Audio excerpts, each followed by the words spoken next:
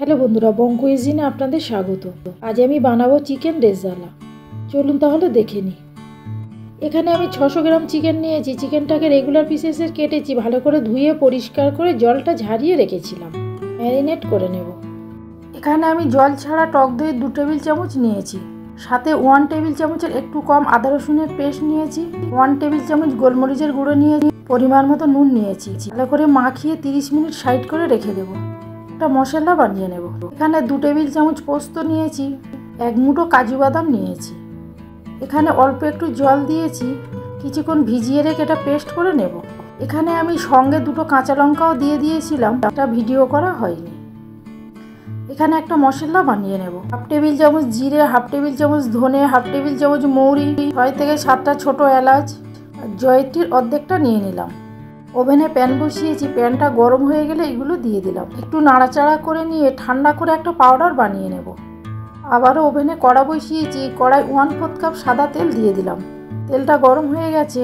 এখানে আমি 2টো তেজপাতা, 2টো শুকনো লঙ্কা, কিছুটা গোলমরিচ আর একটা দারচিনি দিয়ে দিলাম তেলের উপরে। একটু নাড়াচাড়া করে নেব। সুন্দর একটা গন্ধ বার হয়েছে।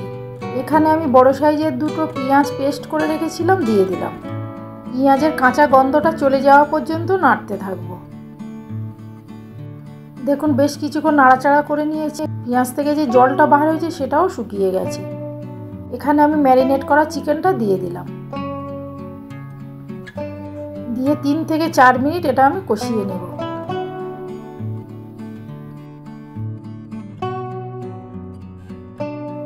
একটু কষিয়ে নেওয়ার পর এখানে আমি পরিমাণ মতো নুন দিয়ে দিলাম।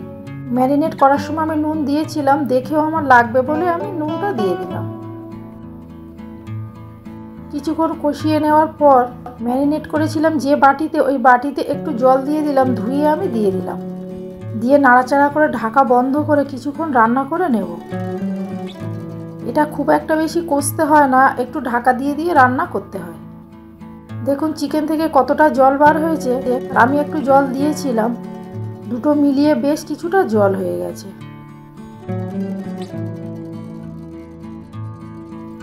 এখানে আমি যে কাজু বাদামের পেস্টটা বানিয়েছিলাম সেটাও আমি দিয়ে দিলাম। দিয়ে আরও একটু নাড়াচাড়া করে নেব।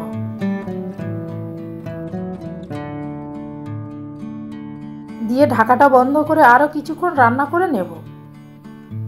কিছুক্ষণ পর ঢাকাটা খুলে নিলাম। দেখুন গ্রেভিটা আগের থেকে একটু কমে গেছে। একটু নাড়াচাড়া করে এখানে 1 টেবিল চামচ ঘি দিয়ে দিলাম। সাথে যে ভাজা মশলাটা বানিয়েছিলাম সেটা দিয়ে দিলাম।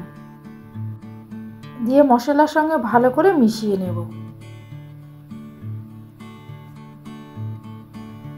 এখানে 1/2 টেবিল চামচের একটু বেশি কেওড়া জল দিয়ে দিলাম। দিয়ে ঢাকাটা বন্ধ করে আরও কিছুক্ষণ রান্না করে নেব। আমার রান্না প্রায় শেষের দিকে। ঢাকাটা খুলে নিলাম। দেখুন গ্রেভিটা কত ঘন হয়ে গেছে। কিছুক্ষণ স্ট্যান্ডিং টাইমে রেখে পরিবেশন করে দেব। আমার রান্না কমপ্লিট হয়ে গেছে, পরিবেশন করে দিলাম। ভালো লাগলে কমেন্টের মাধ্যমে জানাবেন।